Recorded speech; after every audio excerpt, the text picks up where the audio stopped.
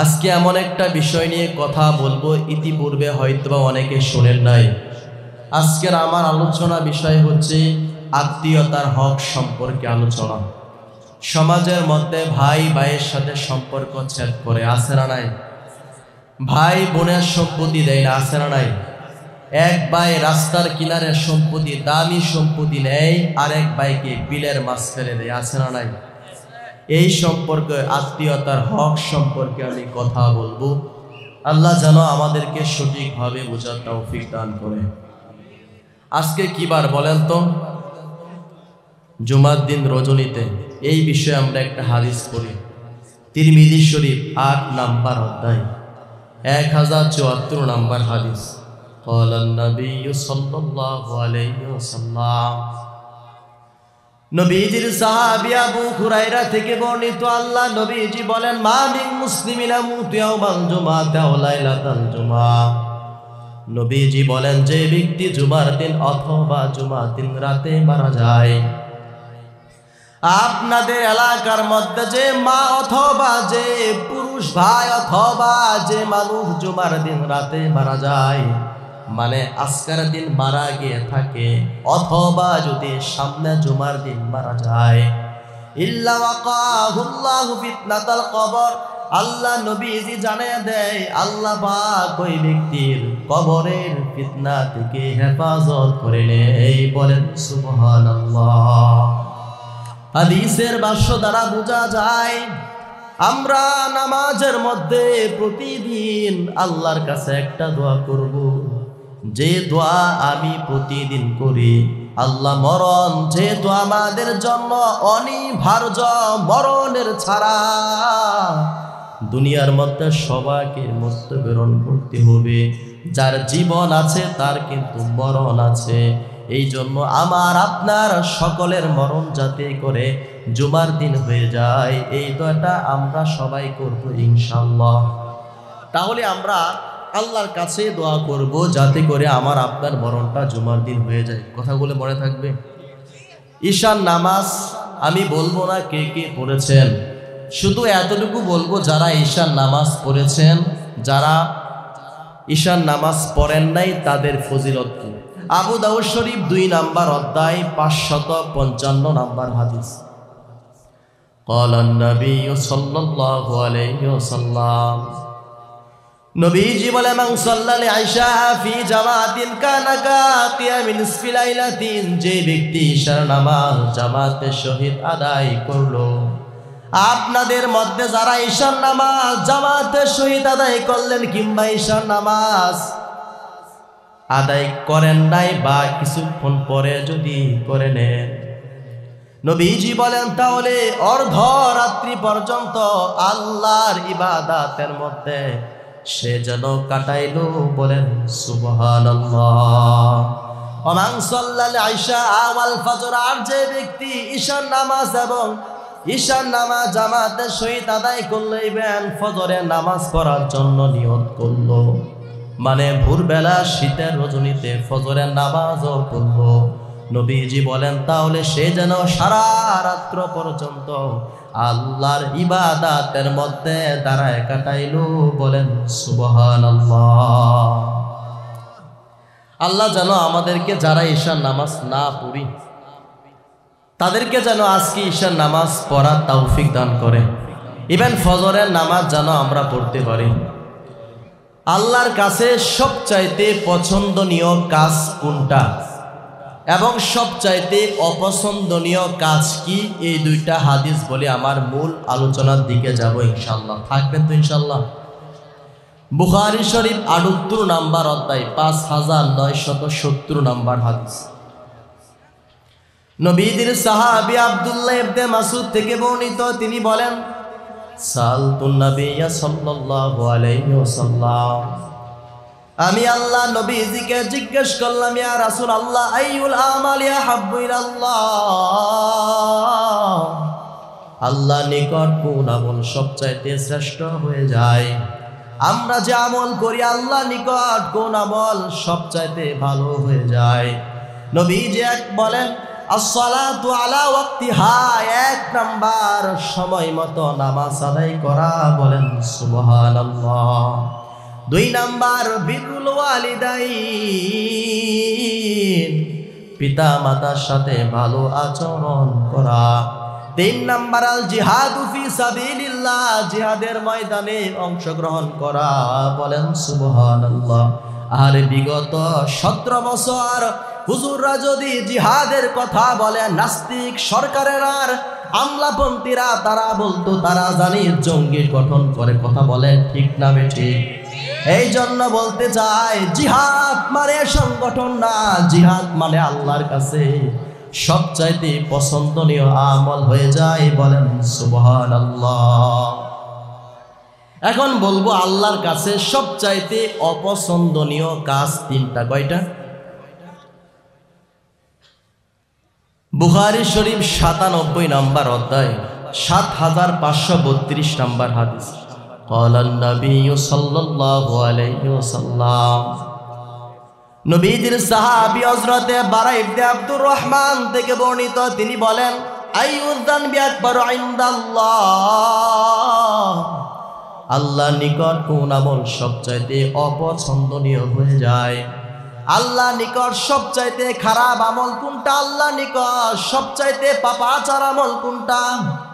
নবীজি বলে, ক্বালা আন তাদউয়া লিল্লাহি নিদ্দাহু ওয়া খালাকাকা, আল্লাহ ছাড়া অন্য কারো ইবাদত করা, অথচ আল্লাহই তো তোমাকে সৃষ্টি করেছেন, বলেন সুবহানাল্লাহ। মানে শিরিক না করা। 2 নাম্বার, ওয়ান তাকতুলা ওয়ালাদাকা মাখাফাতা আইয়াতুমা মাকা, রিজিকের ভয়ে তুমি তোমার সন্তানকে হত্যা করা। বিয়ে করছে যুবক ভাই, 2-4-5 বছর হয়ে যায়, জিজ্ঞেস করা হয় কি ব্যাপার, সন্তান হয় না কি জন্যে? বলে আমি এমন একটা চাকুরি করি, নিজে ঠিক মতন সংসার চালাইতে পারি না, সন্তান হইলে বাচ্চা কাচ্চা যদি হয়ে যায় তাহলে তারা কি খাইবে? এই ভয়ে যদি কোনো ব্যক্তি সন্তান না নেয়, নবীজি বলেন তাহলে সে অপরাধের মধ্যে 2 নাম্বার অপরাধ করে ফেলে, বলেন নাউজুবিল্লাহ। 3 নাম্বার অপরাধ, ওয়ান তুজানি হালিলাতা জারিকা, পাড়া প্রতিবেশীর সাথে, নারীদের সাথে যদি কোনো ব্যক্তি পরকিয়া করে, মানে জানা ব্যভিচার করে, বলেন নাউজুবিল্লাহ। তাহলে বলেন তো এই অপরাধগুলি থেকে আমাদের বেঁচে থাকতে হবে কি হবে না? এই অপরাধ থেকে আমাদেরকে বেঁচে থাকতে হবে। আল্লাহ যেন আমাদেরকে বোঝার তৌফিক দান করে। আমি আমার মূল আলোচনার দিকে যাব। ভাই যারা আছেন গভীর মনোযোগ দিয়ে কথাগুলি শুনবেন, প্রত্যেকটা কথা আমি দলিল দিয়ে বলবো, আমরা শুনবো। সূরা নিসা 36 নম্বর আয়াত, আল্লাহ বলেন, ওয়াবুদুল্লাহ, আল্লাহর ইবাদত করবা। আমি আর আপনি আল্লাহর ইবাদত করব। ওয়ালা তুশরিকু বিহি শাইআন, আল্লাহর সাথে কাউকে অংশীদার স্থাপন করব না। ওয়া বিল ওয়ালিদাইনি ইহসানা ওয়া বিযিল কুরবা,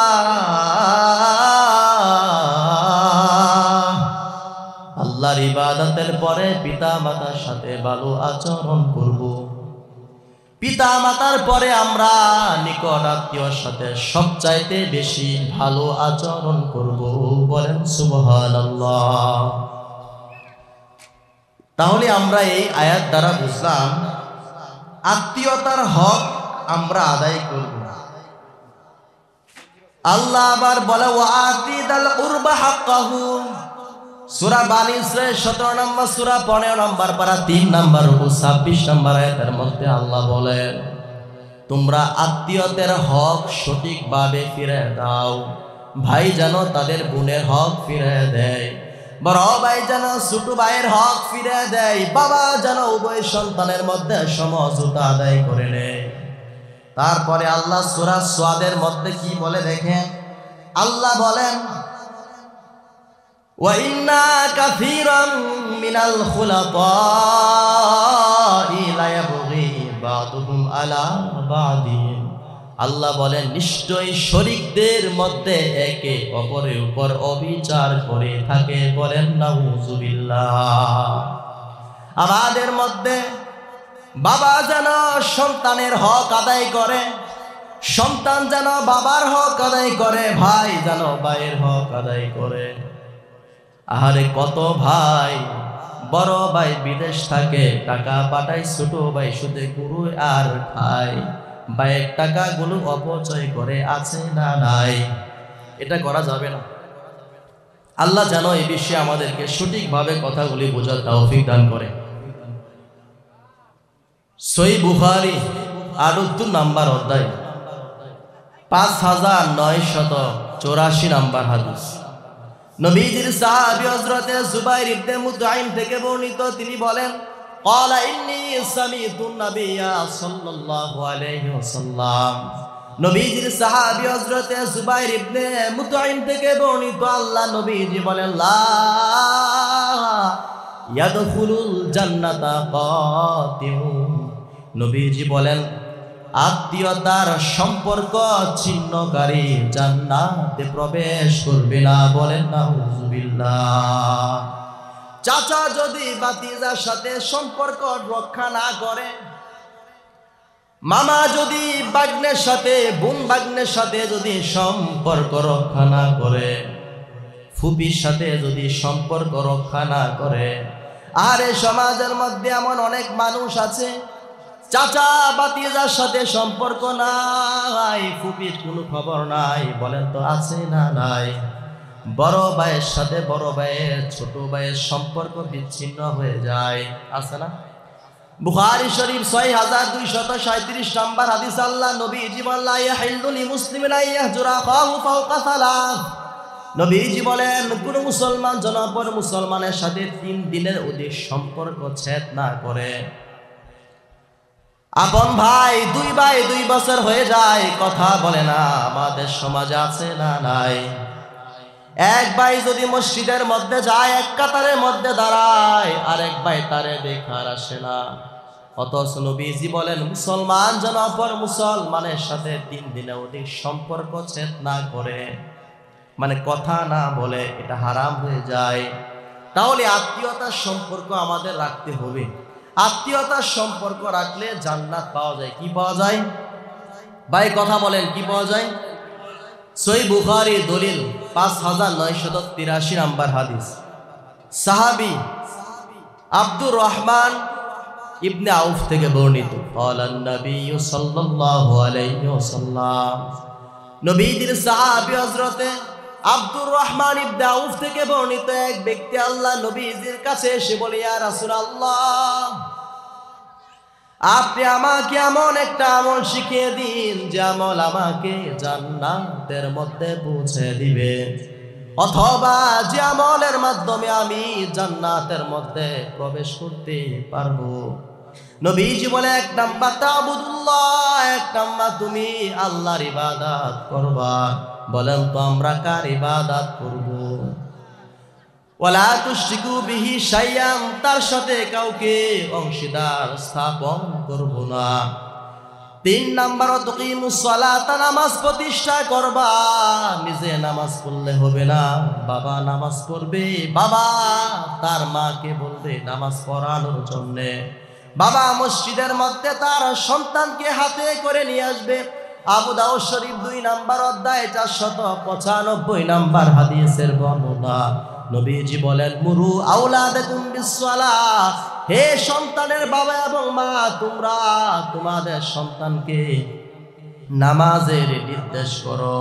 হুম আবনাউ, যখন তারা পদার্পণ করে, সাবঈনা সিনিন, যখন তারা 7 বছর বয়সে পদার্পণ করে যায়। কত বছর ভাই? কত বছর? ওয়াদরিবুহুম আলাইহা, তাদেরকে তোমরা বেত্রাঘাত করবা। হুম আবনাউ আশিসিনি, যখন তাদের বয়স 10 বছর হয়ে যায়, 7 বছর বয়স হইলে তোমরা তাদেরকে নামাজের জন্য আহ্বান করবা, তাদেরকে নামাজের জন্য নির্দেশ করবা। 10 বছর বয়স হয়ে গেলে তাদেরকে নামাজের জন্য বেত্রাঘাত করবা। ওয়াফারিকুম বাইনা ফিল মাদাজি'i, এবং তোমরা 10 বছর বয়স হলে তোমরা তাদেরকে বিছানা আলাদা করে দিবা। বলেন সুবহানাল্লাহ। আমাদের সমাজের মধ্যে 7 বছর বয়স হলে বাবা সন্তানকে মসজিদের মধ্যে নেয় না, বাবা 10 বছর বয়স হলে মা সন্তানকে আঘাত করে না, ঠিকই কিন্তু স্কুলের মধ্যে না গেলে আঘাত করে না। বিশ্বাস করেন, আমি একটা স্কুলের মধ্যে চাকরি করি, স্কুলের মধ্যে কুয়াশা ঠান্ডার মধ্যে দেখি মা তার বাচ্চাকে হাতে করে নিয়ে আসে, 2 ঘন্টা অপেক্ষা করে ক্লাস শেষ করে তারপরে আবার নিয়ে যায়, কিন্তু মক্তবের মধ্যে কুয়াশার মধ্যে নিয়ে আসতে চায় না। সকালবেলা যদি বলে নামাজের মধ্যে যাও, মা বলে সন্তানের ঠান্ডা লেগে যাবে। বলেন তো এই কথাগুলি বলে কি বলে না? এই কথা যদি বলে এটা হারাম হয়ে যায়। দেখেন নবীজি বলেন হাদিসের মধ্যে 7 বছর বয়স হলে তোমরা তাদেরকে নামাজের নির্দেশ দাও। আমরা নামাজের নির্দেশ দিলে দেই, না দিলে দেই না। 10 বছর বয়স হলে তোমরা বেত্রাঘাত করো, আমরা বেত্রাঘাত করি না। স্কুলের মধ্যে আমরা টিফিন বক্সে খাবার নিয়ে যাই, তারপরে পরীক্ষার মধ্যে ফেল করে প্রাইভেট পড়াই, তারপরে খানা পিনা বন্ধ করে দিই। দেই কি দেই না ভাই? তাহলে বলেন তো আমরা ধর্মের দিকটা আমরা পিছিয়ে এগিয়ে আছি? এটা করা যাবে না। সব মসজিদের মধ্যে ইমাম সাহেবের বেতন কম, প্রত্যেক বছরে শুধু খালি অন্য আদার্স চাকরিজীবীদের বেতন বাড়ে, ইমাম সাহেবের বেতন কমে। এই কাজগুলি করা যাবে না। যদি সুযোগ পাই হাদিস দ্বারা দলিল দিব, বেতন কি বাড়ানো লাগবে না কমানো লাগবে? 3 না 4 নাম্বার আল্লাহ নবীজি বলেন ওয়াতুতি যাকাত, তোমরা যাকাত প্রদান করবা। 4-5 নাম্বার আল্লাহ নবীজি বলেন ওয়াতাসিলু রাহিম, আত্মীয়তার সম্পর্ক রক্ষা করবা, তাহলে তোমরা জান্নাতের মধ্যে প্রবেশ করতে পারবা। বলেন সুবহানাল্লাহ। 1 নাম্বার নামাজ পড়বা, 2 নাম্বার এমন ইবাদত করবা যে ইবাদতের মধ্যে আল্লাহর সাথে কাউকে শরীক করবা না, 3 নাম্বার যাকাত দিবা, 4 নাম্বার আত্মীয়তার সাথে সম্পর্ক বজায় রাখবা। বলেন সুবহানাল্লাহ। বলেন তো আল্লাহর একটা নাম আছে রহমান, কি আছে ভাই? আদাবুল মুফরাদ, ইমাম বুখারী লিখিত কিতাব সহিহ বুখারীর আগে উনি লিপিবদ্ধ করেছেন। এই ইমাম বুখারী লিখিত কিতাব আদাবুল মুফরাদের 53 নাম্বার হাদিস, ক্বালান নবী সাল্লাল্লাহু আলাইহি ওয়াসাল্লাম, নবীজি বলেন হাদিসে কুরসির মধ্যে আল্লাহ পাক, হাদিসে কুরসি বলা হয় আল্লাহর কথা, কুরআনও আল্লাহর কথা, কিন্তু কুরআন দ্বারা নামাজ হয়ে যায়, হাদিসে কুরসি দ্বারা নামাজ হয় না। হাদিসে কুরসির মধ্যে স্বয়ং আল্লাহ পাক বলেন আনার রহমান, আমার নাম হচ্ছে রহমান, ওয়া আনা খালাকতুর রহিম, আমার থেকে সৃষ্টি করা হয় রাহিমকে। সুতরাং তোমাদের মধ্যে যে ব্যক্তি আত্মীয়তার সাথে সম্পর্ক রক্ষা করবা, আমি আল্লাহ নিজে তার সাথে সম্পর্ক রক্ষা করব। বলেন সুবহানাল্লাহ।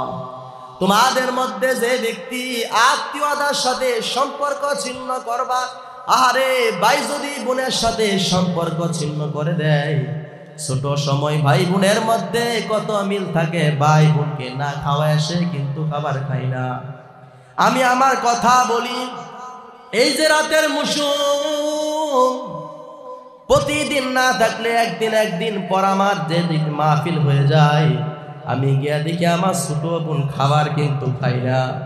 এই যে ভাই বোনের সাথে সম্পর্ক হয়ে যায়, বাবার সম্পত্তি কিন্তু ভাইয়ের মধ্যে আছে এবং বোনের মধ্যে হয়ে যায়, ভাই কিন্তু সম্পত্তি পাওয়ার পর বোনের আপনার সম্পত্তির অংশ থেকে বঞ্চিত করে। বলেন কথা ঠিক না বেঠিক? বিশ্বাস করেন মুসলমান, আপনার বোনটা যে আপনার সম্পত্তি ঠকান, প্রতিনিয়ত আপনার বোনকে তার স্বামীর বাপের বাড়িরা কিন্তু খোটা দিয়া দেয়। এই কাজগুলি করা যাবে না, এই কাজগুলি করবেন না। তাহলে আত্মীয়র সাথে আমাদের সম্পর্ক রাখতে হবে। আপনাদের মধ্যে কারা কারা সৎভাবে ধনী হতে চান? বলেন তো কারা ধনী হতে চান সৎভাবে? রিজিকের মধ্যে কে কে বরকত চান?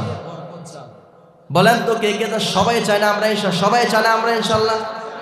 এবং সুস্থ থাকতে চান কে? সবাই না? আমি যখন হাদিসটা পড়ি আমার অজান্তে আমার চোখ থেকে পানি বাইর হয়ে যায়, হায় রে আমরা আত্মীয়তার সাথে কত খারাপ আচরণ করি। বুখারী শরীফ 78 নম্বর অধ্যায় 5985 নম্বর হাদিস।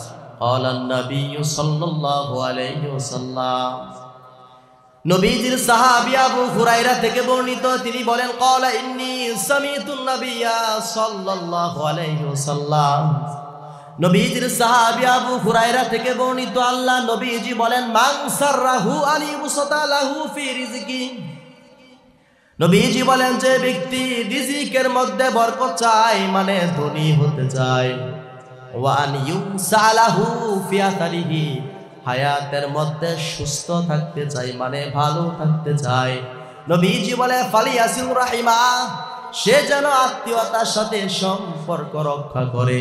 বলেন সুবহানাল্লাহ।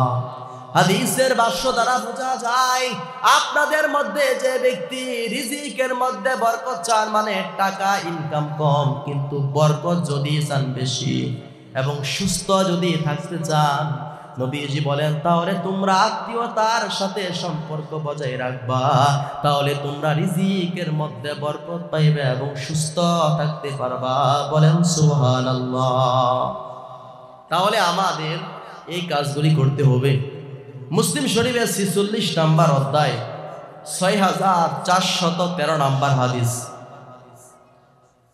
আম্মা জানা আয়েশা থেকে বর্ণিত, আল্লাহ নবীজি বলেন আর রহিম মুআল্লাকাতুন বিল আরশ, আরশের নিচে আত্মীয়তার সম্পর্ক ঝুলন্ত অবস্থায় থাকে। বলেন তো কোথায় আত্মীয়তার সম্পর্ক ঝুলন্ত অবস্থায় থাকে? আরশের নিচে আত্মীয়তার সম্পর্ক ঝুলন্ত অবস্থায় থাকে। আত্মীয়তার সম্পর্ক এরকম ভাবে ঝুলন্ত অবস্থায় থাকে, বলে তাকুলু, সে বলে মান ওয়াসালানি, যে ব্যক্তি আমার সাথে সম্পর্ক রাখে, ওয়াসালাহুল্লাহ, আল্লাহ পাক তার সাথে সম্পর্ক রাখবে। বলেন সুবহানাল্লাহ। মান কাতানি কাতাহুল্লাহ, যে ব্যক্তি আমার সাথে সম্পর্ক ছিন্ন করে দেয় আমি আল্লাহ পাক তার সাথে সম্পর্ক ছিন্ন করে দেই। বলেন নাউজুবিল্লাহ। হাদিসের ভাষ্য দ্বারা বোঝা যায় চাচা যদি ভাতিজার সাথে, ভাই যদি ভাইয়ের সাথে, স্বামী যদি বিবির সাথে ভালো সম্পর্ক রাখে, মামা যদি ভাগ্নের সাথে সম্পর্ক রাখে, ফুপির সাথে খালা মুনির সাথে যদি সম্পর্ক রাখে, নবীজি বলেন তাহলে আল্লাহ পাক তাদের সাথে সম্পর্ক রাখবেন। বলেন সুবহানাল্লাহ।